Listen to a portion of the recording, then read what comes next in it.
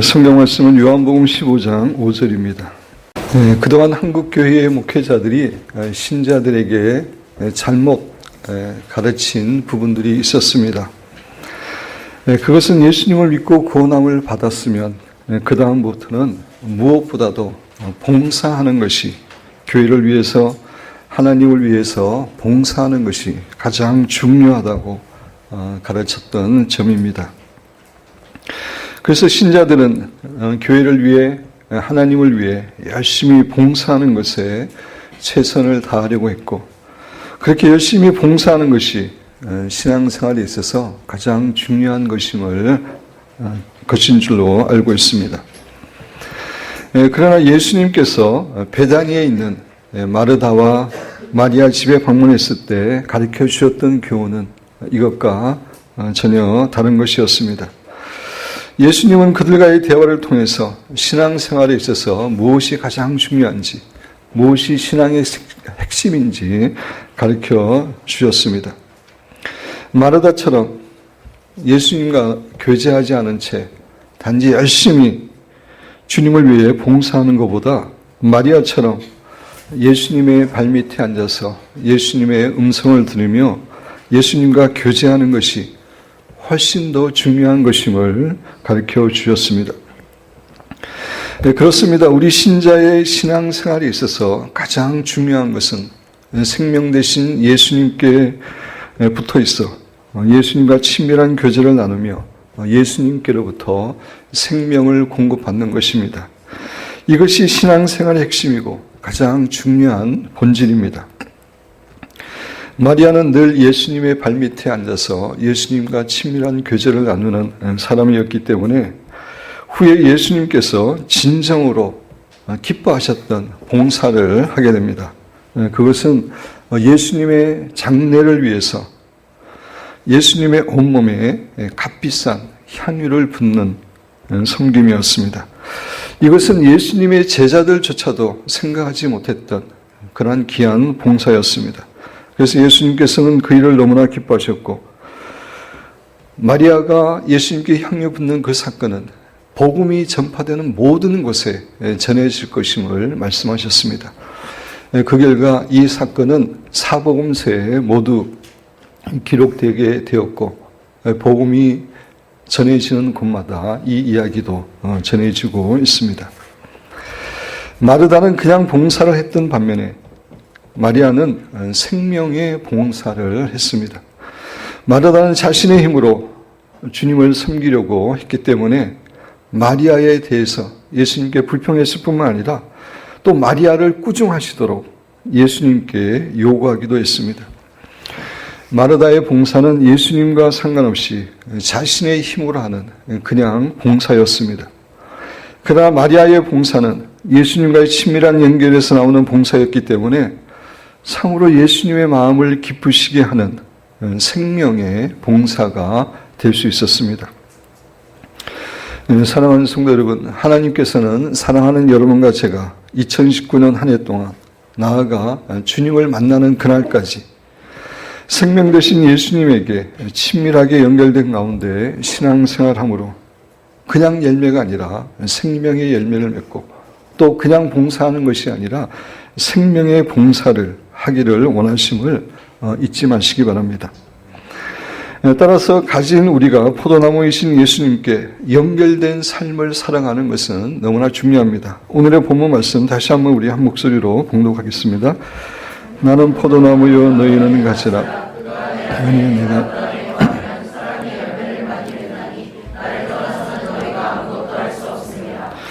예수님께서는 우리가 주님 안에 거하고 또 주님이 우리 안에 거할 때, 다시 말씀드려서 우리와 예수님이 친밀하게 생명으로 연결되어 있을 때 우리가 열매를 맺을 수 있음을 교훈해 주십니다. 이러한 의미에서 열매를 맺는 비결은 행위나 노력의 문제가 아니라 관계의 문제입니다. 여러분 한번 따라 하시기 바랍니다. 열매를 맺는 비결은 행위나 노력의 문제가 아니라 관계의 문제이다. 그렇습니다. 열매는 우리가 스스로 아무리 노력하고 애쓴다고 맺을 수 있는 것이 아닙니다. 우리는 가지이기 때문입니다. 우리가 예수님과 올바른 관계를 갖고 있을 때 자연스럽게 열매를 맺을 수 있게 되는 것입니다. 시냇가에 심겨진 나무가 철을 따라 풍성한 열매를 맺을 수 있는 것은 뿌리가 늘 물에 닿아 있기 때문인 것과 같은 원리입니다. 가지가 생명 되신 주님께 붙어 있을 때 저절로 열매를 맺게 됩니다. 그리고 가지는 나무를 통해서 공급되는 생명과 수분으로 인해서 열매를 맺는 것이기 때문에 그 열매는 가지의 열매가 아니라 나무의 열매가 되는 것입니다. 마찬가지로 우리가 예수님과 연결되어 있을 때 우리는 그냥 열매가 아닌 주님의 열매, 생명의 열매를 맺게 됩니다. 그 생명의 열매는 송구 영신 예배 때 여러분에게 말씀드린 것처럼 성령의 열매입니다. 사랑과 희락과 화평과 오래 참음과 자비와 양성과 충성과 온유와 절제, 이것이 예수님의 인격이고 하나님의 성품인데 예수님, 생명 되신 예수님께 붙어 있을 때 이런 열매가 우리 안에서 이루어지게 되는 겁니다. 여러분 교재에 보면은 빌립보서 4장 4절 주 안에서 항상 기뻐라. 내가 다시 말하오니 기뻐라. 우리가 항상 기뻐해야 되는데 그것은 주 안에서 기뻐할 수 있음을 이야기하고 있습니다. 주 안이라고 하는 것이 이 표현이 여러 가지 의미를 가지지만 가장 중요한 의미는 생명 되신 예수님께 연결되어 있을 때 그게 주 안이라고 하는 의미입니다. 생명 되신 예수님께 연결되어 있을 때 우리는 기뻐할 수 있습니다. 고린도서 2장 14절은 항상 우리를 그리스도 안에서 이기게 하시고 우리로 말미암아 각처에서 그리스도라는 냄새를 나타내시는 하나님께 감사하노라 라고 이야기하고 있습니다. 우리가 생명 되신 그리스도와 연결되어 있을 때 우리는 승리할 수 있고 그리스도를 향기를 바라는 그런 삶을 살아갈 수 있음을 이야기해 줍니다. 디모데후서 2장 1절에 보면 내 아들아 그러므로 너는 그리스도 안에 있는 은혜 가운데서 강하고 생명 되신 예수님과 연결되어 있을 때 우리는 은혜를 받게 되고 그 은혜 가운데 강하게 살 수 있음을 이야기하고 있습니다. 빌립보서 4장 13절에서는 내게 능력 주시는 자에서 내가 모든 것을 할 수 있느니라. 생명의 주님과 연결되어 있을 때 주님이 기뻐하시는 그런 일을 할 수 있음을 사도 바울은 교훈해 주고 있습니다. 가지인 우리는 생명이신 예수님과 연결되어 있을 때만이 생명의 열매를 맺을 수 있습니다. 그렇지만 많은 신자들이 스스로의 힘으로 훌륭한 신앙인이 되기 위해서 애를 씁니다. 스스로 선하게 살고 스스로 하나님의 말씀을 열심히 지키고 또 스스로 좋은 성품을 가지기 위해서 애쓰고 노력합니다. 하지만 이것은 불가능합니다. 우리는 가지이기 때문입니다. 생명 되신 예수님께 붙어 있을 때만이 우리는 생명의 열매를 맺게 됩니다. 여기서 여러분들이 한 가지 생각하실 내용은 예수님께 연결되는 것과 성령님께 연결되는 것은 사실 같은 의미입니다. 삼위일체 하나님 안에서 예수님과 성령님은 같은 하나님이십니다. 그리고 성경은 성령님을 예수님의 영이라고 부르고 있습니다. 그래서 표현은 달라도 예수님께 연결되는 것, 성령님께 연결되는 것 같은 의미입니다. 선한 목자 교회 유기수 목사님은 24시간 주님을 바라보고 주님과 동행하는 삶을 강조합니다. 우리 교회에서는 24시간 성령님을 바라보고 성령님과 동행하는 것을 강조하는데 표현은 다르지만 결국 내용은 같은 겁니다. 예수님께 붙어 있는 것, 성령님께 붙어 있는 것 같은 의미입니다. 그렇다면 우리가 구체적으로 어떻게 주님 안에 거하고 주님이 우리 안에 거하시는지 다시 말씀드려서 주님과 연결된 삶을 살 수 있는지에 대해서 살펴보기를 원합니다. 오늘부터 2, 3주에 걸쳐서 설교하는 내용은 그동안 여러분들에게 제가 말씀드린 내용이지만 그럼에도 불구하고 너무나 중요한 내용이기 때문에 자세히 또 더 깊게 여러분에게 말씀을 드리려고 합니다. 송구 영신 예배 때에 우리가 생명의 예수님께 붙어 있기 위해서 해야 될 5가지를 여러분에게 말씀을 드렸습니다. 여러분 교재에 다시 인용했는데 1번부터 5번까지 우리 내용을 생각하면서 다시 한번 읽어보겠습니다. 지속적인 홀리 가이드의 삶을 통해서 생명의 예수님에게 연결이 될 수 있습니다. 말씀을 묵상하고 먹는 삶을 통해 될 수 있습니다.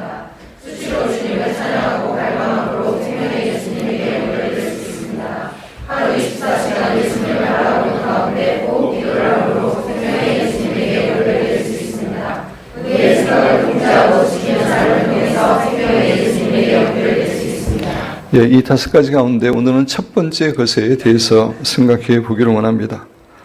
사실 설교를 준비하면서 이 5가지를 한꺼번에 다 설교를 할까라고도 생각을 했는데, 기도하는 가운데 하나님께서 천천히 자세히 말씀을 전하기를 원했습니다. 우리가 아는 거하고 행하는 거하고는 전혀 다른 겁니다. 그런 관점에서 주님께서는 자세히 설교하는 마음을 주셔서 오늘은 첫 번째 내용에 대해서만 살펴보기를 원합니다. 첫 번째 내용 다시 한번 읽겠습니다. 지속적인 혼례가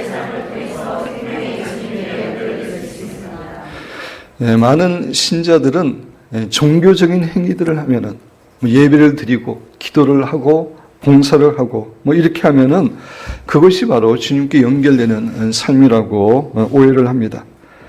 그러나 그렇지 않습니다. 종교적인 행위들이, 이런 종교적인 행위들이 생명의 주님과 우리를 자동적으로 연결시키는 것은 결코 아닙니다. 예수님 당시의 바리새인과 서기관들은 제사와 기도와 구제와 봉사를 하는데 정말 최선을 다했습니다. 목숨을 걸었습니다. 그런데 그들은 생명의 하나님과 전혀 연결되어 있지 않았던 사람들입니다. 오늘날에도 많은 신자들이 예배를 드리고 기도를 하고 봉사를 하고 종교적인 행위들을 하고 있지만 생명의 주님과 친밀하게 연결되어서 신앙생활하고 있는 사람은 너무나 소수입니다. 사실 많은 신자들이 생명의 주님과 어떻게 연결돼야 되는지도 모르고 신앙생활하고 있습니다. 우리가 생명의 예수님께 연결된 삶을 살기 위해서는 무엇보다도 우리가 성령님의 인도하심을 받고 성령님과 동행하는 삶, 홀리 가이드의 삶을 살아야 됩니다. 우리 신자 안에는 성령님이 계십니다. 어떤 사람에게 성령님이 계시지 않다면 그 사람은 신자가 아닙니다. 우리가 예수님을 구세주와 주인으로 영접할 때에 예수님뿐만 아니라 성령님이 우리 안에 오셔서 거하십니다. 그렇지만 성령님이 우리 안에 계시다는 것만으로는 충분하지 않습니다.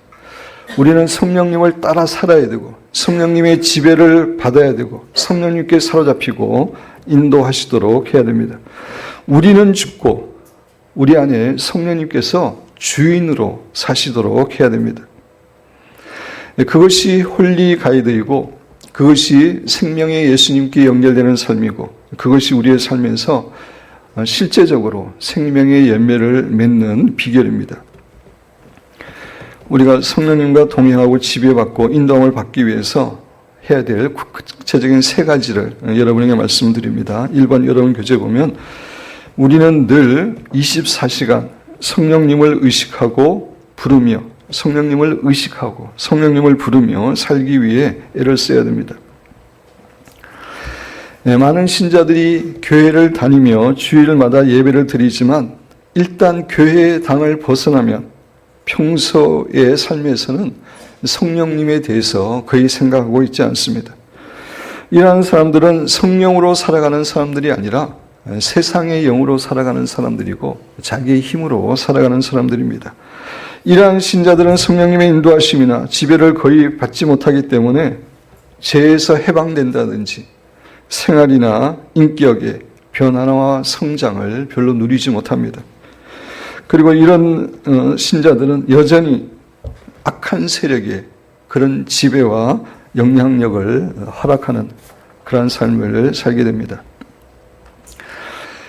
우리가 진정으로 생명의 열매를 맺는 진정한 신자의 삶을 살기 위해서는 성령님과 24시간 지속적인 관계를 갖고 살아야 됩니다.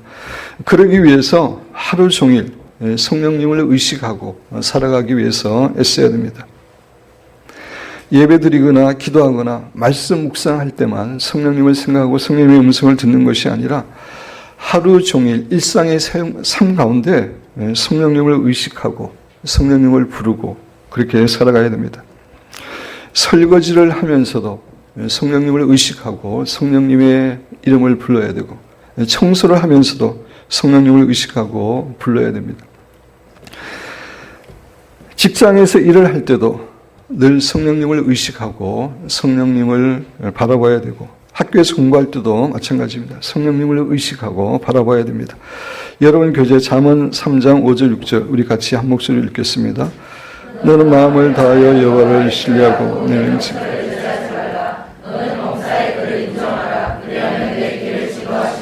하나님께서 우리의 길을 지도하기 위해서 세 가지를 해야 되는데 전심으로 하나님을 신뢰하고 두 번째로 우리의 명철을 의지하지 말고 세 번째는 범사에 하나님을 인정해야 됨을 이야기하고 있습니다.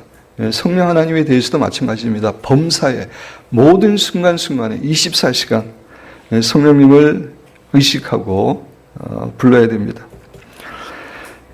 제가 이 얘기를 여러분에게 나눴지만 저는 과거에 목사가 되었음에도 불구하고 성령님의 음성을 듣는 것에 대해서 몰랐습니다. 성령님의 음성을 듣는 것에 대해서 가르침을 받아본 적도 없고 또 그렇게 하라고 하시는 분도 없었기 때문입니다. 근데 사도행전 말씀을 읽는 가운데 예수님의 제자들과 초대교회 성도들은 성령님의 음성을 듣고 행했다는 것을 깨닫게 되었고 진정한 신앙생활을 하기 위해서는 성령님의 음성을 듣고 순종해야 됨을 알게 되었습니다. 그래서 리차드 포스트의 묵상기도라는 책을 통해서 깊은 묵상을 통해서 하나님의 음성을 들으려고 이렇게 하는 와중에 오늘날 이제 하나님의 음성을, 성령님의 음성을 듣게 되었습니다.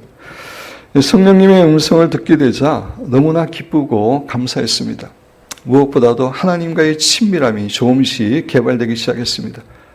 하나님과 대화하기 전에는 하나님을 사랑하는 마음이 있고 하나님이 나를 사랑하시는 건 알고 있었지만 하나님과 대화하지 않았기 때문에, 교제 않았기 때문에 친밀함에 대해서 몰랐습니다. 근데 하나님과 대화를 나누니까 친밀함이 뭔지 알게 되었고 조금씩 깊어지게 되었습니다. 그리고 성경의 말씀이 좀 더 잘 이해되게 되었습니다. 성경의 인물들은 다 하나님과 대화한 사람들입니다. 하나님의 인도함을 받았던 사람들입니다. 제가 하나님의 음성을 듣기 전에는 성경의 인물들이 저와는 상관이 없는 너무나 탁월한 그런 분들이라고만 생각이 되었습니다. 근데 성령의 음성을 듣게 되자 그분들이 이해가 되는 겁니다. 성경이 더 잘 이해되게 되었습니다. 그렇지만 제가 처음부터 24시간 성령님을 의식하고 성령님을 부르기 위해서 애를 쓴 건 아닙니다. 처음에는 새벽 기도 시간이나 아침 기도 시간에 하나님 제가 오늘 뭘 해야 됩니까? 이렇게 기도하는 가운데 하나님이 몇 가지를 성령님이 말씀하여 주시면은 이제 그 내용을 가지고 제가 살기 위해서 노력하는 그런 삶을 살았습니다. 그 당시에 성령님의 음성을 듣고 살아가는 사람이 많지 않았기 때문에 그 정도만 해도 성령님과 친밀하게 동행하는 것으로 제가 오해를 했습니다. 근데 제가 일본에서 선교사를 마치기 1, 2년 전부터 하나님께서는 계속해서 도전하셨습니다. 기도 시간에만 성령의 음성을 듣는 게 아니라 24시간 성령님의 음성을 듣는 삶을 살아야 됨을 교훈해 주셨습니다.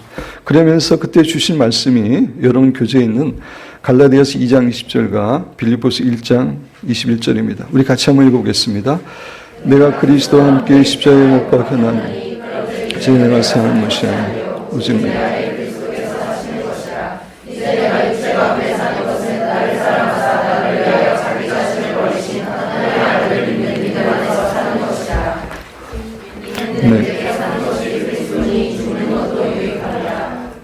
네. 진정한 그리스도인의 삶은 자기는 죽고 그리스도께서 그 안에 사시는 삶이라고 하는 이 말씀을 통해서 도전을 주셨습니다. 성령님의 인도하심을 받고 성령님을 주인으로 모시고 사는 삶은 기도 시간이면 그렇게 하는 게 아니라 24시간 성령님을 주인으로 모시고 순종하는 그러한 삶을 살아야 됨을 교훈해 주셨습니다. 물론 아직까지도 24시간 내내 성령님을 의시하고 살아가지는 못합니다. 많이 부족합니다. 그럼에도 불구하고 그렇게 살기를 소원하고 있고 그렇게 살지 못했을 때는 철저하게 하나님께 회개하고 은혜를 구하고 조금이라도 더 많이 성령님을 의식하고 살아가려고 애를 쓰고 있습니다. 사랑하는 성도 여러분, 우리는 지속적으로 성령님과 연결된 삶을 살아야 되는데 그러기 위해서는 먼저 24시간 성령님을 의식하고 성령님을 부르는, 이름을 부르는 삶을 살기 위해 애를 써야 됩니다. 기도나 말씀 묵상 시간뿐만 아니라 우리가 길을 걸을 때에도, 우리가 설거지를 할 때에도, 우리가 직장에서 일을 할 때에도, 학교에서 공부를 할 때도 무엇이 하든지 간에 성령님을 의식하고 성령님을 부르고 바라봐야 됩니다. 이렇게 애쓰심으로 여러분과 제 생활 가운데 성령님을 의식하고 성령님을 부르는 시간이 점점 더 늘어나게 되기를 주님의 이름으로 축원드립니다. 둘째로 우리는 끊임없이 성령님께 묻고 성령님의 음성에 순종하기 위해 애써야 됩니다. 24시간 성령님을 의식하고 성령님의 이름을 부를 뿐만 아니라 그 성령님께 묻고 또 성령님께서 우리에게 주시는 말씀에 순종하는 삶을 살아야 됩니다. 로마서 8장 14절은 무릇 하나님의 영으로 성령으로 인도함을 받는 사람은 곧 하나님의 아들이라고 이야기하고 있습니다. 갈라디아서 5장 16절은 내가 이르노니 너희는 성령을 따라 행하라. 그리하면 육체의 욕심을 이루지 아니라. 우리 신자는 성령님의 인도함을 받는 사람이고 성령을 따라 살아가는 삶임을 이야기하고 있습니다. 성령님의 인도하심을 받고 성령님을 따라 살기 위해서는 성령님께 물어봐야 됩니다. 묻고 말씀하시는 것에 순종하는 그러한 삶을 살아야 됩니다.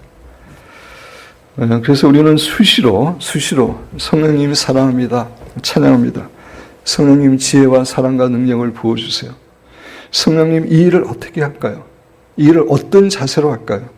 저 사람과는 어떤 관계를 맺어야 될까요? 이 보고서는 어떻게 쓸까요? 이렇게 우리는 계속해서 성령님께 묻고 인도함을 받아야 됩니다. 여러분과 제가 성령님에 대해서 꼭 알아야 될 중요한 사실이 있는데 우리 안에 계신 성령님의 가장 중요한 역할은 우리 신자에게 말씀하시고 우리의 삶을 인도하시는 것이라는 사실입니다. 많은 신자들은 성령님은 우리가 기도할 때 우리에게 은사와 능력을 부어주시는 그런 분으로만 오해를 하고 있습니다. 물론 성령님은 우리가 기도할 때 은사와 능력을 부어주십니다. 그렇지만 그것이 성령님의 가장 중요한 역할은 아니고 성령님은 우리 안에서 우리에게 말씀하시고 우리의 삶을 인도하시는 것, 이것이 성령님의 가장 중요한 역할입니다. 그런데 우리가 성령님과 교제하고 인도함을 받으려면 무엇보다도 우리는 성령님의 음성을 들어야 됩니다. 성령님의 듣지 않고는 교제할 수도 없고 인도함을 받을 수도 없고 대화도 나눌 수 없기 때문입니다. 제가 그동안에도 반복해서 여러분에게 말씀을 드렸지만 성령님의 음성을 듣는 것은 우리의 이성이나 생각으로 듣는 게 아니라 우리의 영으로 듣는 것입니다. 우리의 영으로 성령님을 듣는 것입니다. 로마서 8장 16절에 보면은 여러분 교재에 있는데 성령이 친히 우리 영으로, 우리의 생각이나 이성이 아닙니다. 우리의 영으로 더불어 우리가 하나님의 자녀인 것을 증거하신다라고 이야기하고 있습니다. 우리 인간이 육체와 혼과, 그죠? 마음이 혼에 속해 있죠. 그 다음에 영으로 되어 있는데 우리의 혼의 마음에 말씀하시는 것이 아니라 우리의 영에 성령님을 말씀하십니다. 우리의 혼에는 마음에는 지성, 감성, 의지 이런 것들이 있는데 이런 것들을 통해서 이야기하지 않고 우리 영 안에 있는 직관을 통해서 우리 영 안에 양심과 직관이 있는데 특별히 직관을 통해서 성령님께서 말씀하십니다.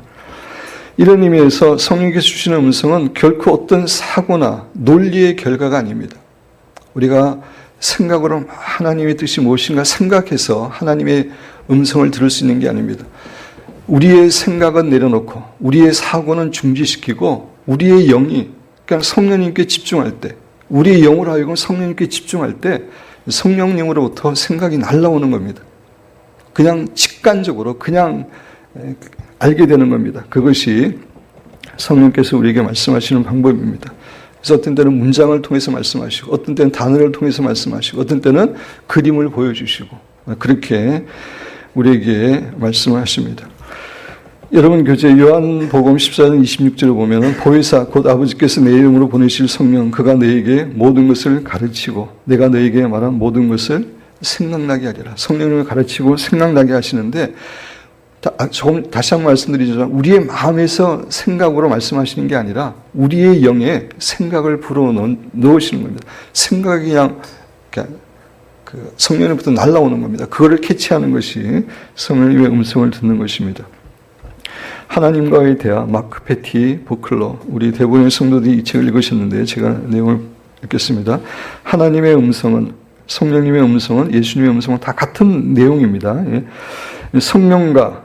성령님과 영혼의, 우리의 영의 의사소통입니다. 마음과의, 이성과의 의사소통이 아니고 영혼의 의사소통으로서 성령이 내 영혼에 직접적으로 말씀하시는 과정이다. 그것은 자연스러운, 스판테이너스, 사고의 논리의 결과가 아닙니다. 그냥 스판테이너스하게 그냥 떠오르는 겁니다. 자연스러운 생각, 개념, 낱말, 느낌 또는 환상이다. 다른 한편으로 내 머릿속에 떠오르는 생각은 분석적이고 인지적이다. 내가 그러한 생각들을 추론해냅니다. 그죠? 생각으로 하는 건 내가 하는 겁니다. 성령께서는 이렇게 말씀하신 게 아니라는 겁니다. 그러나 내 마음 속에, 여기서 마음은 영혼이라는 겁니다. 내 영혼 속에 떠오르는 생각이란 자연스러운 것이다. 스판테이니어스한 것이라는 겁니다. 그것은 직관적인 과정입니다. 그냥 직관을 통해서, 우리의 직관을 통해서 하나님의 말씀이 이렇게 날라오는 것이 그냥 알아지는 것이지 우리의 논리로 성령님의 음성을 듣는 것은 결코 아닙니다. 물론 우리 직관에 말씀하시는 분은 하나님뿐만 아니라 사탄도 이야기할 수 있고 때로는 우리의 의식과 잠재의식이 있는 것도 우리 직관에게 이야기할 수 있습니다. 그 세 가지를 잘 구분하는 것이 결국은 성령님의 음성을 듣는 것이고 그것을 발전시키는 것이라고 할 수 있습니다. 사랑하는 성도 여러분, 우리가 생명의 예수님과 연결되기 위해서는 우리는 끊임없이 성령님께 묻고 성령님께서 성령님의 음성을 듣고 순종하는 그런 삶을 살아야 됨을 잊어서는 안 됩니다. 우리는 흔히 직장 생활을 하면서 직장이 끝나면 이제 성령님과 교제를 해야지라고 생각하는데 그렇게 해서는 안 됩니다. 직장 생활에서 성령님과 함께 일을 하는 것을 하나님은 원하십니다. 직장 생활에서 계속 성령님의 이름을 부르고 성령님께 묻고 지혜를 구하고 그리고 성령님께서 말씀하시면은 그 말씀에 순종하는 삶, 그것이 하나님께서 원하시는 삶입니다. 그래서 여러분 교재에 보면은 같이 한번 읽어볼까요? 성령님, 일을 어떻게 해야 하나요?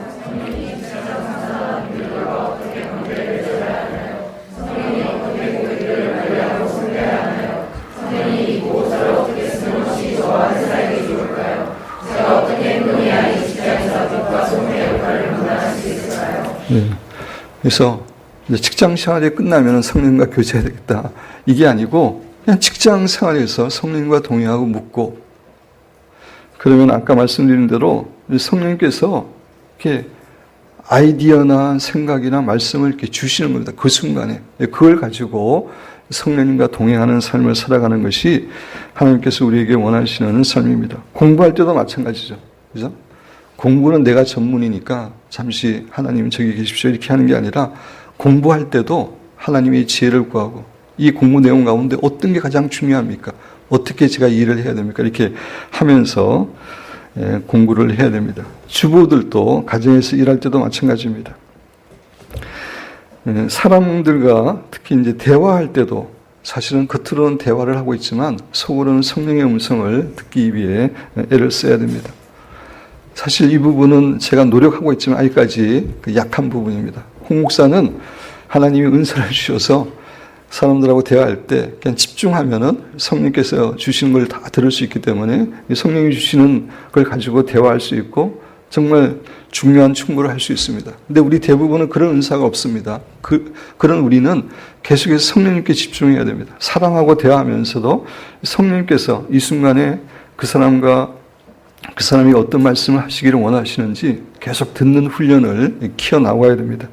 그래서 우리가 성령님의 그런 주시는 음성 없이 그냥 대화하면은 그냥 열매를 맺게 되지만 성령께서 우리에게 주시는 그 말씀을 가지고 대화하면은 생명의 열매를 맺는 그러한 삶을 살게 되는 것입니다.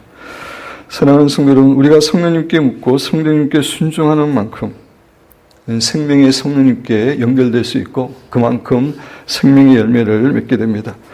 하루 생활 가운데 끊임없이 성령님을 부르고 성령님을 부르고 성령님께 묻고 또 성령님께 주시는 음성에 순종함으로 늘 풍성한 생명의 열매를 누리시는 사랑하는 여러분과 제가 되기를 주님의 이름으로 축원드립니다. 세 번째, 우리는 옳고 그름에 따라 사는 삶이 아니라 성령의 감동에 따라 살기 위해 애써야 합니다.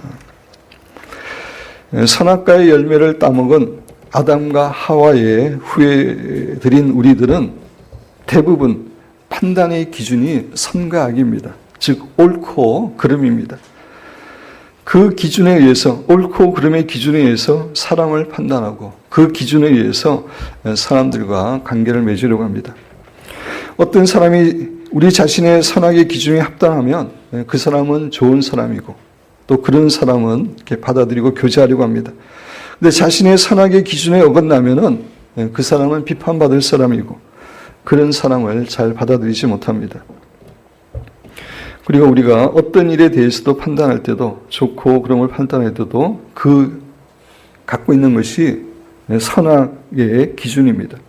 옳으냐 그러냐. 그러나 이렇게 살아가는 삶은 대부분의 사람들이 살아가는 삶이고 이러한 삶은 결코 생명의 열매를 맺게 하지 못합니다. 우리는 선악의 근거에서 살아가서는 안 되고 그 일에 생명이 있느냐 없느냐, 하나님의 생명이 있느냐 없느냐에 따라서 그것이 바로 성령님의 감동하심입니다.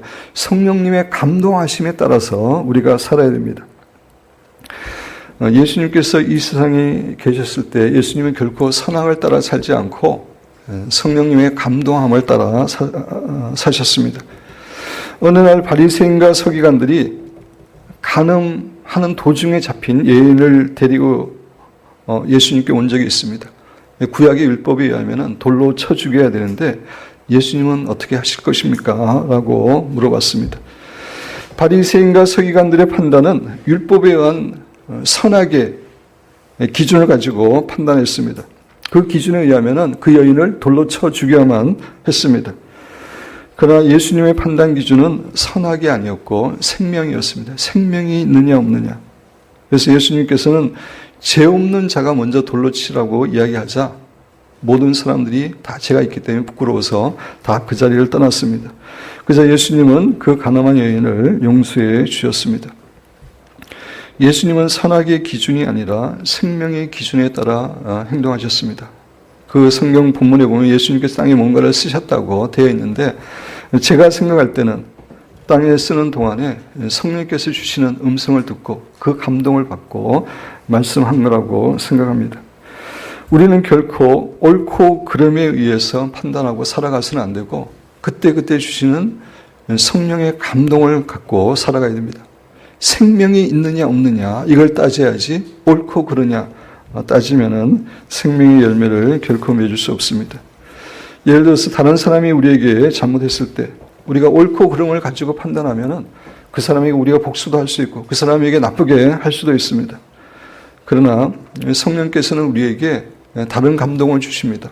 그렇게 하지 말고 그 사람을 긍휼히 여기고 불쌍히 여기고 용서하는 마음을 주십니다. 그것이 성령의 감동에 의해 살아가는 삶이고 그렇게 살 때에 하나님의 생명이 넘치는 그러한 삶을 우리가 살게 되는 것입니다. 결론적으로 말씀드립니다. 가진 우리는 생명의 예수님께 붙어 있어야지만이 열매를 맺을 수 있습니다. 그러기 위해서는 첫 번째 무엇보다도 지속적인 홀리 가이드의 삶을 통해서 성령님께 연결되어 있어야 됩니다. 그러기 위해서는 첫 번째 우리는 24시간 성령님을 의식하고 성령님을 부르며 살기 위해 애써야 됩니다. 그리고 우리는 끊임없이 성령님께 묻고 성령님의 음성에 순종하기 위해 애써야 됩니다. 그리고 우리는 옳고 그름에 따라 살아가는 것이 아니라 성령의 감동에 따라서 생명이 있느냐 없느냐에 따라서 살아야 됩니다. 2019년 한 해 이러한 삶을 통해서 생명의 예수님과 연결된 삶을 살아감으로 하나님께서 여러분과 저를 위해서 예비하신 풍성한 삶을 누림으로 하나님께 영광 돌릴 뿐만 아니라 또 주위의 사람들에게도 하나님의 생명을 흘러가게 하는 축복된 성도들이 되시기를 주님의 이름으로 축원드립니다.